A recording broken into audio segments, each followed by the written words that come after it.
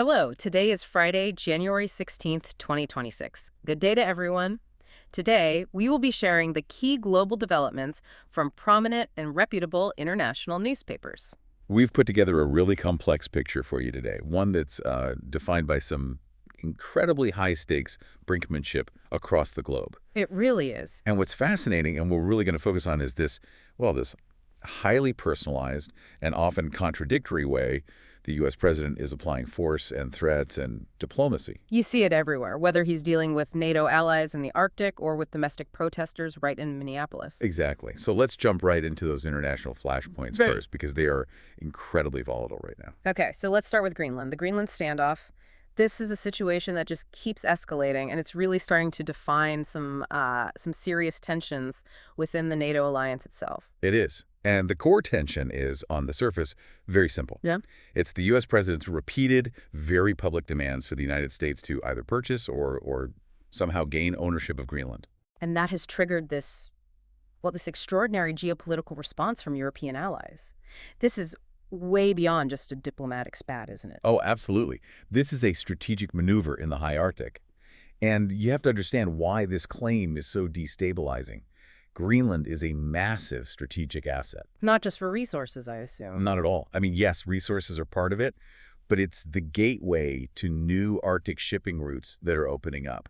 It's crucial for missile defense. So the U.S. president's unilateral demands are seen by many in Europe as undermining the whole principle of sovereignty. It sounds like they see it as him using economic leverage to strong-arm an ally, Denmark, over its own territory. That's precisely the view from many European capitals. And that context, that feeling of being strong-armed, it explains the nature of the European military deployment we're seeing. It's overtly symbolic, but also very strategically loaded. Exactly. You have several nations, France, Germany, the UK, Norway, Sweden, Finland, and the Netherlands, all sending, symbolic numbers of troops or naval vessels to the area. This isn't preparation for a war. No, not at all. It's an exercise designed purely for political signaling. And French President Emmanuel Macron actually gave this deployment a name, didn't he? He did. A very sharp name. Operation Arctic Endurance. And sources are being very clear about this. The entire exercise is explicitly intended as a direct message to the U.S. president. So what is the message? The sources describe it as a collective effort by NATO allies to thwart possible U.S. action. I mean, put simply, they're trying to prevent any future unilateral move by the U.S. to assert control. If that's true, that's unprecedented. It would be. I mean, think about it. NATO allies using a joint military exercise specifically to signal caution and push back against a core member, against the United States, over a territorial claim. It's unheard of. But the sources also show the UK is walking an incredibly fine diplomatic line here. A tightrope, absolutely. While they're participating in this collective signaling, the UK's specific mission is being described as, and this is a quote, to keep the U.S. president happy. So they're trying to do both things at once. Reassure the U.S. of their loyalty, while also joining the European pushback. It suggests the UK is attempting to play this really complex dual role, supporting the multilateral NATO response, but at the same time trying to keep that close, non-confrontational relationship with the current U.S. administration. It's a very difficult position to be in. Meanwhile, what are Denmark and Greenland themselves doing? They're not just sitting back. Far from it. They're solidifying their defense. Denmark is moving ahead with plans for a, quote, larger and more permanent NATO presence on the island. So transforming it from just a strategic outpost into something much more fortified. A fortified geopolitical reality, exactly. And the Greenland officials themselves have been the most direct. Their statement was crystal clear. They said, we're not going to sell our country just to let it be owned by another country. That's about as absolute a rejection as you can get. It is. And the diplomatic fallout just shows how toxic this whole relationship has become. There was that meeting, right? Danish and Greenland officials met with the U.S. administration. They did. They were seeking clarity. But the outcome was just chaos. Reports confirmed that the White House and the Danish government publicly contradicted each other on the basic facts of the agreement they supposedly reached.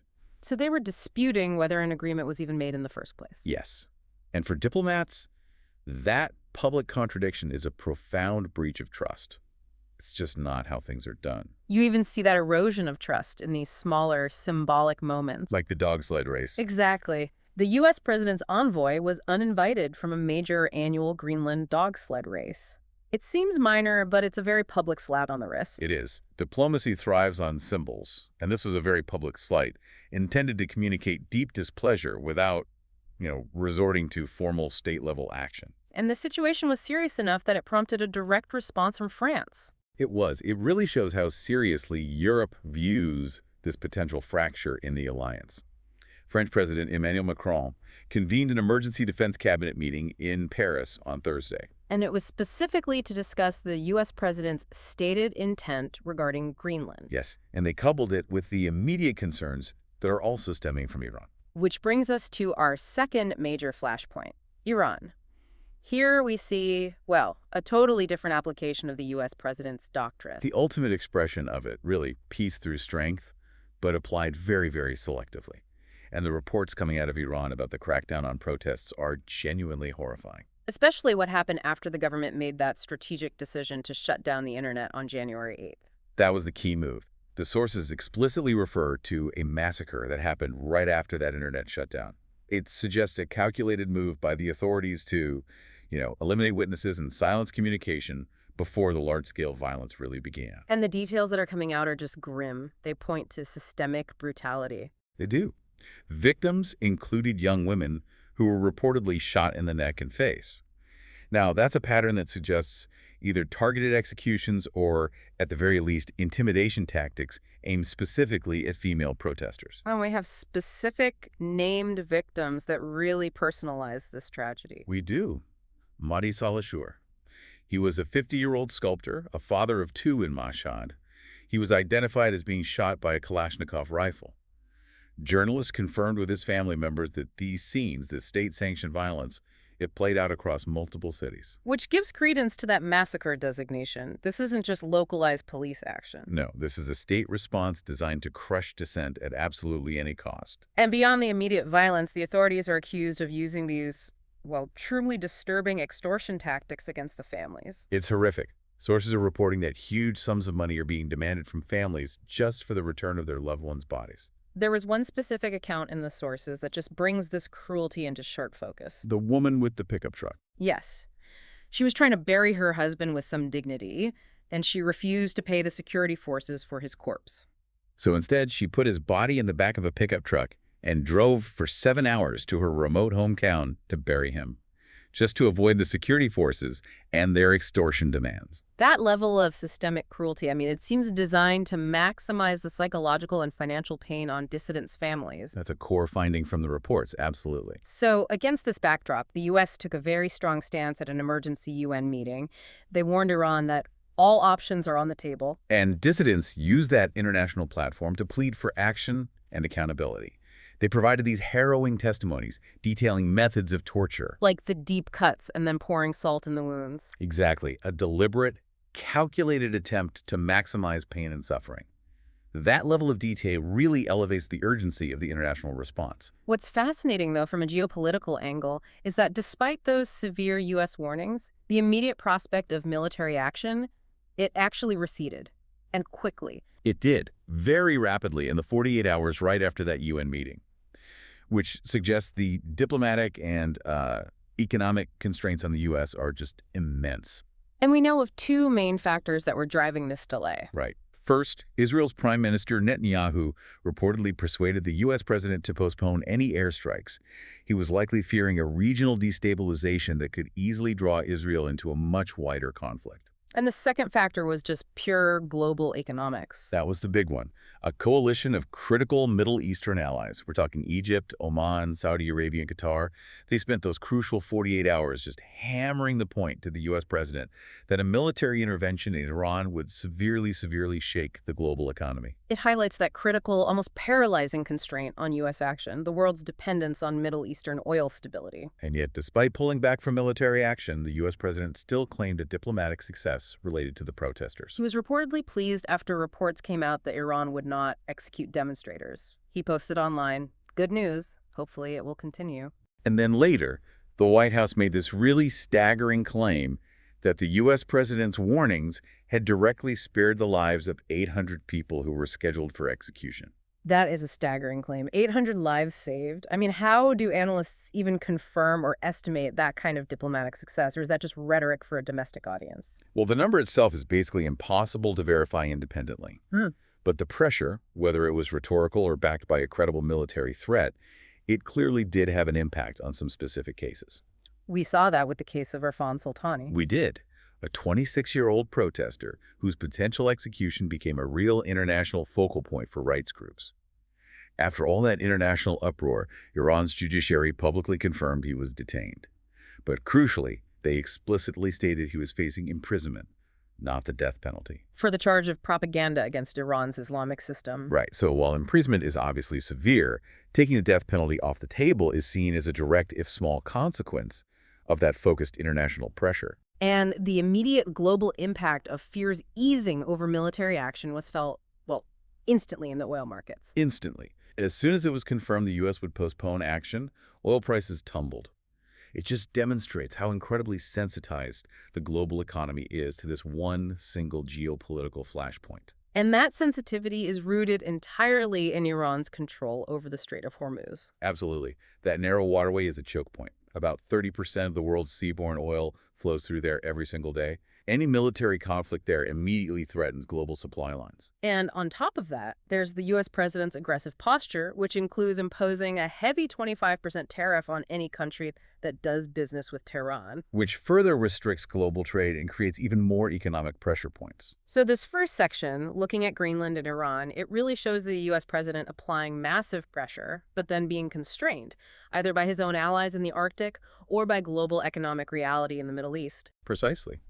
And the instability his actions cause globally is really mirrored by the tensions they generate at home, particularly around the use of executive power.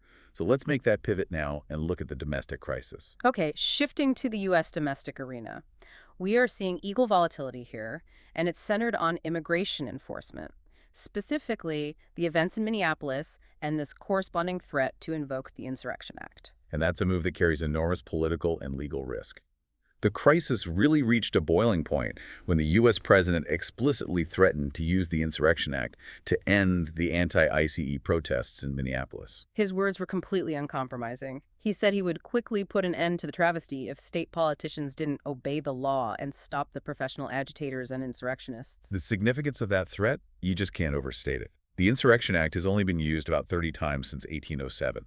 It allows the president to deploy active-duty military personnel for domestic law enforcement. A severe blurring of the lines between civilian and military authority. A line that is foundational to American democracy. And this threat of military intervention was galvanized by a truly tragic catalyst. The fatal shooting of Renee Good, a 37-year-old mother of 3, a U.S. citizen. She was shot in her Honda SUV on January 7th by an ICE agent in Minneapolis. The details of her death are just devastating. Reports say she suffered 2 chest wounds, 1 forearm wound, and a possible gunshot wound to the head. Her partner referred to her as his wife, and the community's grief and anger is what's fueling this protest movement. What's so stark and what's drawn so much criticism is the profound contrast in the U.S. president's rhetoric, depending on who is protesting. It's night and day. In Tehran, you have anti-regime demonstrators, and he offers this ringing message of solidarity. Keep protesting, take over your institutions. He frames them as heroes. But then when he's faced with domestic dissent in Minneapolis, following a civilian being shot by a federal agent, his tone completely inverts. Completely. He describes the demonstrators as professional agitators and insurrectionists, and threatens them with the U.S. military. And his only comment on the shooting of Renee Good was that it was sad to see on both sides. Which effectively equates the actions of a federal agent with the grief and the reaction of the protesters. And this differential response, it has serious legal implications that go beyond just politics. A legal expert suggested that a recent Supreme Court loss that the administration suffered might actually be providing them with, quote, cover to invoke the Insurrection Act. So? The argument is that the administration, having suffered a procedural setback in the courts, might feel compelled to demonstrate absolute executive resolve.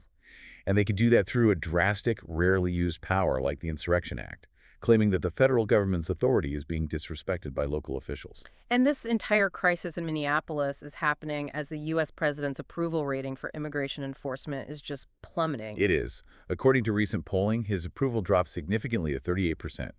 That's down from 49% back in March. And this public disapproval coincides exactly with reports that detail these increasingly aggressive tactics by ICE agents who sources say have flooded into Minnesota since the shooting. It suggests the public backlash is making the administration's aggression counterproductive to its own stated goals. And we're seeing a whole array of other large-scale policy shifts at the same time. We are. The administration has unilaterally revoked humanitarian parole that had previously been granted to Venezuelans and other groups admitted under the last administration. Which leaves thousands of people who had secured a temporary legal status in this very precarious limbo. Exactly. They're now subject to removal proceedings. And on top of that, questions are mounting over the quality of care and oversight within detention facilities. Especially since the administration relies so heavily on private contractors. That's the key issue. The death of Lunas Campos, an ITE detainee, was formally ruled a homicide by a medical examiner. And this is raising new, urgent questions about this increasing reliance on private detention contractors, especially in the U.S. president's second term. Because these companies are managing security, medical care, transportation. For the vast majority of immigrant detainees. And there's a strong incentive for them to prioritize cost-cutting over the welfare of the people in their care. And the scope of this enforcement drive isn't just at the border or in facilities. It's extending globally through bureaucratic barriers. Wow. It is. The U.S. is indefinitely suspending immigrant visa processing from 75 countries. And this is an extensive list. It includes Brazil, Colombia, Egypt, Haiti, Somalia, and even Russia. It's important to understand what the suspension means specifically. This applies to immigrant visas, right? Correct. The visas for employment or family reunification. Yeah. So it effectively halts the pathways to legal permanent residency for applicants from those countries. But not non-immigrant visas. Tourists, students, they can still apply. That's right. So this is a very targeted effort to freeze long-term immigration streams from what the administration considers politically sensitive or high migration countries. And finally, even when an error is made, the administration maintains this hardline stance. We saw that with the Massachusetts college student. The U.S. apologized for mistakenly deporting him. It was a bureaucratic error, but they were quick to defend the removal decision itself. The message is clear. We might apologize for procedural mistake, but the underlying policy of maximizing removals is staying firmly in place. It sets a very stark picture. You have this highly polarized domestic enforcement running in parallel to the equally volatile management of these global flashpoints. Okay, so let's shift gears completely and look at how the president is managing other big global hotspots: Ukraine, Venezuela, and Gaza. Because the approach in each one is, well, wildly different. Starting with Ukraine, the U.S. president has introduced a contrasting and deeply controversial narrative about the war. In an exclusive interview, he claimed that it's Ukrainian President Zelensky, not Russian President Putin, who's blocking a potential peace deal. He did. He stated that Putin is ready to wrap up his nearly four-year-old invasion. That rhetoric is in, quote, marked contrast to the unified front from European allies. They consistently maintain that Moscow is not genuinely interested in ending the war. They see it as a stalling tactic, and they point to the reality on the ground, which heavily contradicts what the U.S. president is claiming. The current situation doesn't provide much evidence that Putin is ready to wrap up. None at all. Russia is continuing to attack Ukrainian cities and the energy grid with relentless regularity. They're leaving tens of thousands of civilians without power and heating, especially in Kyiv, as winter is setting in. That systematic targeting of civilian infrastructure is not the behavior of a power that's ready to withdraw. No. And any potential peace deal is hopelessly entangled in these core conflict issues around territorial concessions. Key sticking points, that neither side is willing to concede. Like the ultimate fate of the Donbas region, which Russia illegally annexed. And the Russian-occupied Zaporizhia nuclear power plant, which presents this monumental humanitarian and environmental risk if the fighting continues nearby. The U.S. president's comments suggest a renewed frustration with the Ukrainian leader. It continues what has been a very hot and cold relationship between them. Now, moving to South America, we saw this moment of political theater that is, frankly, baffling. A high-profile, highly symbolic gesture involving the Nobel Peace Prize. Venezuelan opposition leader Maria Corina Machado gave her Nobel Peace Prize medal directly to the U.S. president during a meeting at the White House. And the gesture came with a text thanking him for his extraordinary leadership in promoting peace through strength. It was framed as a personal symbol of gratitude on behalf of the Venezuelan people. And the White House confirmed the U.S. president intends to keep the medal, calling it a wonderful gesture of mutual respect. Which indicates a level of enthusiasm for this personal act of reverence. But the political irony here is impossible to ignore. Machado's move was a desperate attempt to, woo the U.S. president. It seems so. And it comes right after he had previously dismissed the idea of installing her as the leader to replace the deposed Nicolas Maduro.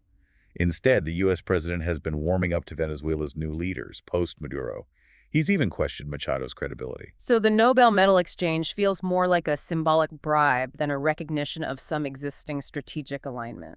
That's a good way to put it. Yeah. Meanwhile, the internal situation in Venezuela is still defined by just dire poverty, despite a few localized economic upticks. The country's acting president is vowing to continue releasing political prisoners from the Maduro regime, a small step toward judicial normalization. A very small step. But the poverty rate is still staggering. 90% of Venezuelans live in poverty, and 3 out of 5 struggle every day just to afford food. And while the interim leader reported December oil production was surprisingly high at 1.168 million barrels per day. That's complicated by severe infrastructure decay and the ongoing effects of a U.S. naval blockade. So that oil revenue, it just isn't translating into widespread relief for the general population. And the regional cost of these alliances was tragically demonstrated by Cuba. It was. Cuba is now, quote, counting the cost of alliance with a former Venezuelan regime. 32 Cuban troops were killed in Venezuela during a U.S. raid. Public respects were paid to the deceased in Havana. It highlights the often hidden human toll of these regional conflicts. And the fact that proxy wars are fought with real bodies.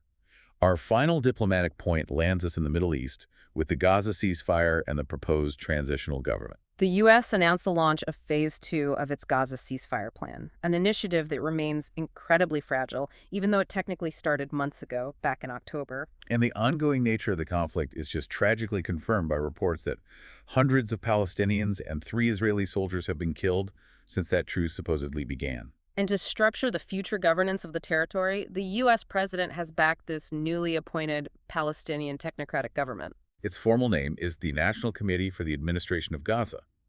The plan is for it to govern during the transition and recovery phase, with specific goals for reconstruction and, crucially, demilitarization. The concept of a technocratic government is important here, isn't it? It's an attempt to install a governing body made up of non-political experts. Right, to bypass the entrenched political rivals and ensure rapid, impartial reconstruction rather than letting established factions immediately seize power. But this plan is facing severe skepticism from key players. It is. Israel's Prime Minister Netanyahu publicly played down the move. He called the Phase 2 launch a declarative move that is largely symbolic. And that skepticism stems from a belief that the objectives, particularly demilitarization, are just too ambitious or unenforceable. Which, from the Israeli perspective, undermines the credibility of the entire transitional plan from the very start. And the reality on the ground underscores this gap between diplomatic plans and civilian suffering. It does. Satellite images confirm that Israel has moved the yellow line, the security buffer zone, deeper into Gaza. And the residents, many of whom are living in these highly vulnerable tents, exposed to the cold and the wet, they are desperately waiting for tangible relief. Things like easier access to food, fuel, and medical care. Not what they fear are empty promises of a transitional government. The focus on aid delivery and physical security is immediate, and it's overshadowing any political structures. All right, let's turn our attention now to the intersection of global commerce, technology, and geopolitical competition. This is where the intense race for AI dominance is driving some unprecedented regulatory intervention in the U.S. and massive technological leaps in China. The core issue in the U.S. is energy. It's as simple as that. The scale of power consumption by artificial intelligence is just challenging the existing infrastructure capacity, and it's forcing a really radical policy response. The U.S. president, along with governors from several northeastern states, is pushing for an emergency wholesale electricity auction. That sounds unprecedented. It is. And the numbers really explain why it's necessary. The computational demands of AI, both for training models and for running them, are just staggering. Give us some scale. Okay, a single AI data center can devour as much electricity as 1,000 Walmart stores. And the simple act of performing an AI-powered search uses roughly 10 times the amount of energy as a typical traditional Google search. 10 times. That strain is immediate, and it's growing exponentially. Exactly.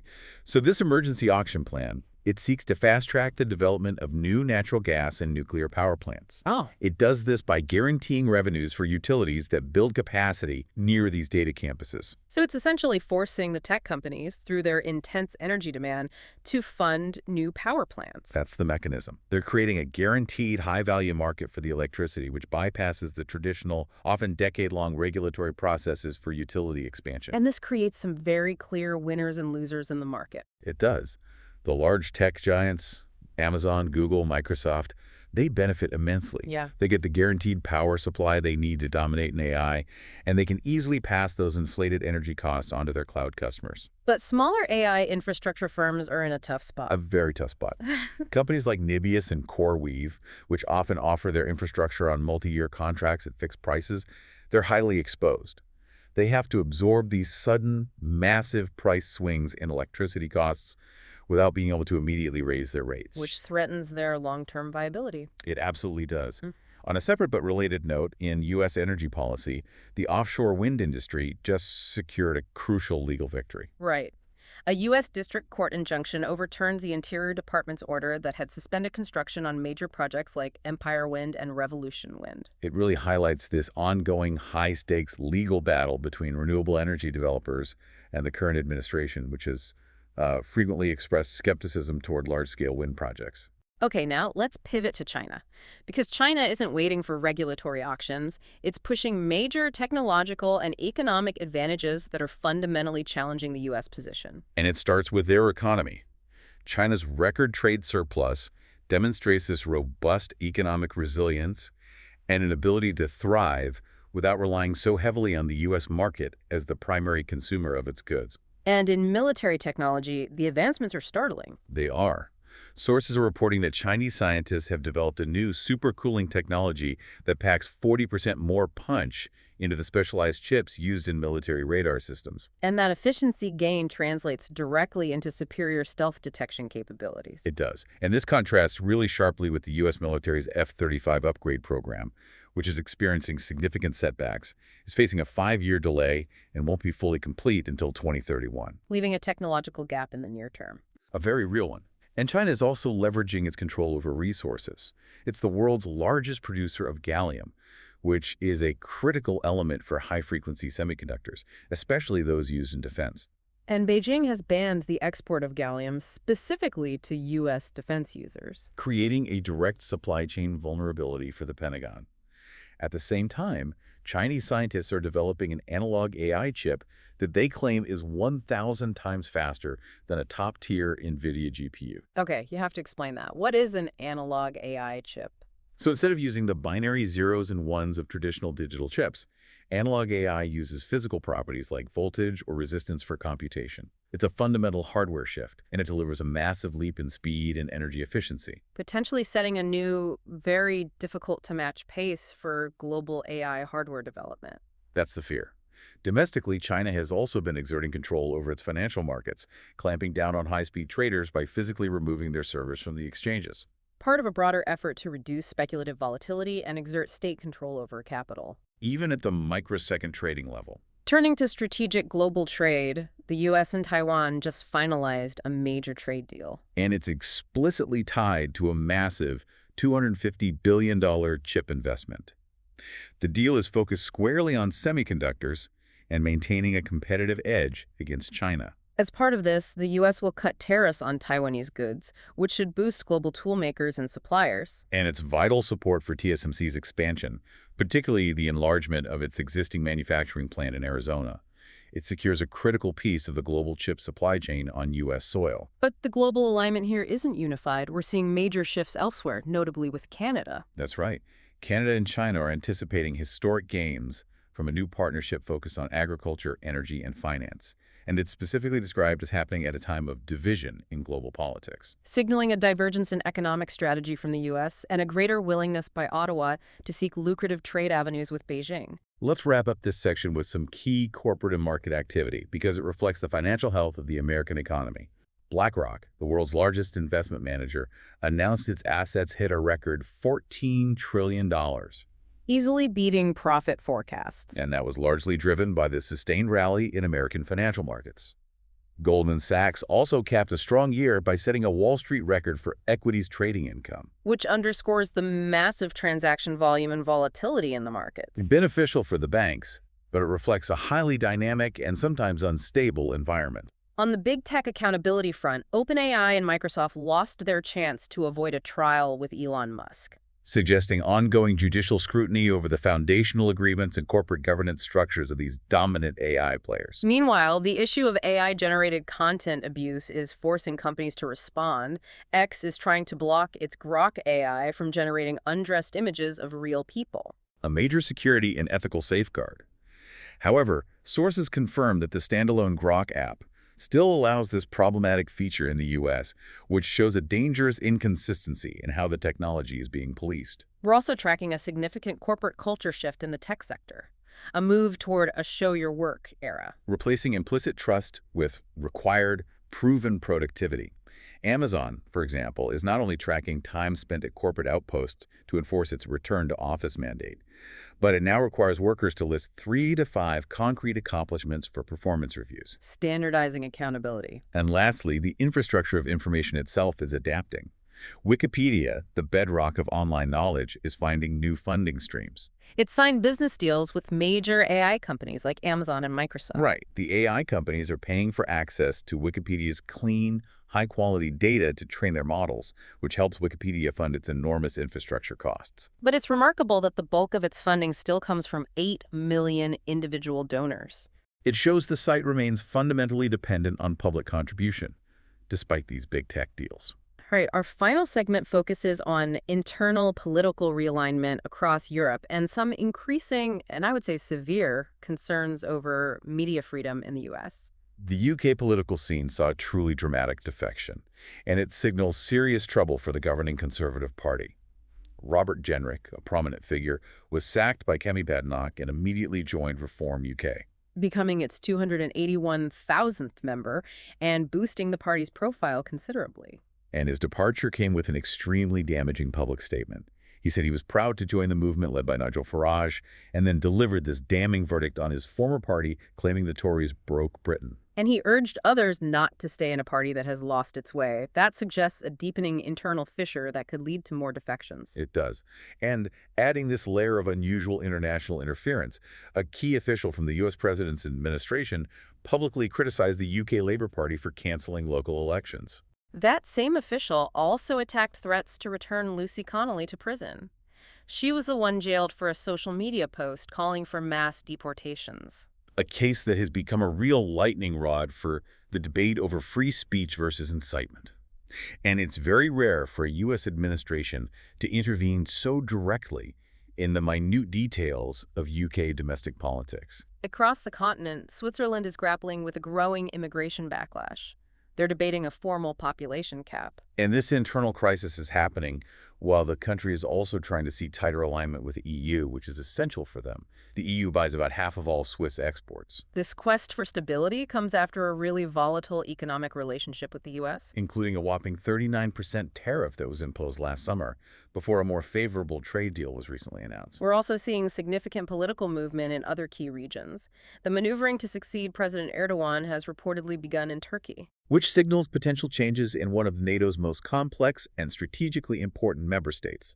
Further north, an EU membership-like plan for Ukraine is spooking numerous European capitals. And this is related to lingering internal concerns over the fallout from Brexit, right? Exactly, and the profound economic and political complications that any future large-scale EU enlargement would bring. Finally, we have to address the media freedom and accountability concerns in the U.S. This is serious. The FBI executed a search warrant on the home of a Washington Post reporter, Hannah Nathanson. An action that sent shockwaves through the industry. It crosses a critical line regarding the protection of journalistic sources and materials. Newsrooms are describing it as the tip of the iceberg. They're bracing for more federal scrutiny, and they're fearing a chilling effect on investigative reporting. And against that backdrop, the BBC is adapting to the shifting digital landscape. It's finalizing a content deal with YouTube for various formats, including new news formats tailored for the platform. It's a proactive move, part of a larger effort to actively counter the vast amount of misinformation and, well, outright fake news that spreads so rapidly on social media. But this push for digital integrity comes at a really complicated time for the BBC. They are simultaneously fighting a massive $10 billion defamation lawsuit filed by the U.S. president. The suit alleges the BBC misleadingly edited his speech from January 6, 2021. So the tension is palpable. You have them fighting disinformation globally while facing this serious legal action from a head of state over their alleged editing practices. And just to end on a slightly lighter note from the world of inspection and oversight, The Michelin-starred restaurant with a 1-star hygiene rating. a powerful reminder that elite culinary achievement does not always guarantee basic cleanliness in the kitchen. It proves even the most exclusive institutions are subject to external review. We have covered immense ground today, tracking the U.S. president's policy decisions from the frozen Arctic all the way to the volatile streets of Minneapolis. We've noted the convergence of high-level policy, rapid technological changes, and just this deeply volatile global opinion. What stands out most profoundly, I think, is the sheer inconsistency in how executive power is being applied. From threatening to deploy the Insurrection Act domestically while cheering on protesters abroad. To simultaneously being constrained by military alliance protocol in Greenland and by global economic reality in Iran, it's a real study in contrast. Indeed. And the critical question, I think, for you to consider is the direct tension between American domestic stability and its global trade policy. While the U.S. president is pushing tech companies to effectively fund new power plants here at home, which is an essential move for American AI dominance. The ultimate, perhaps unintended consequence of his America First protectionist agenda, according to a survey of global allies, is that it might be making China great again. Exactly. By driving countries like Canada and Switzerland closer into Beijing's economic orbit. Which suggests the economic consequences of these domestic political maneuvers are immediate, they're vast, and they could ultimately undermine the very technological supremacy the U.S. is seeking to establish. Good day to everyone. We will meet again tomorrow. We will be here waiting for you.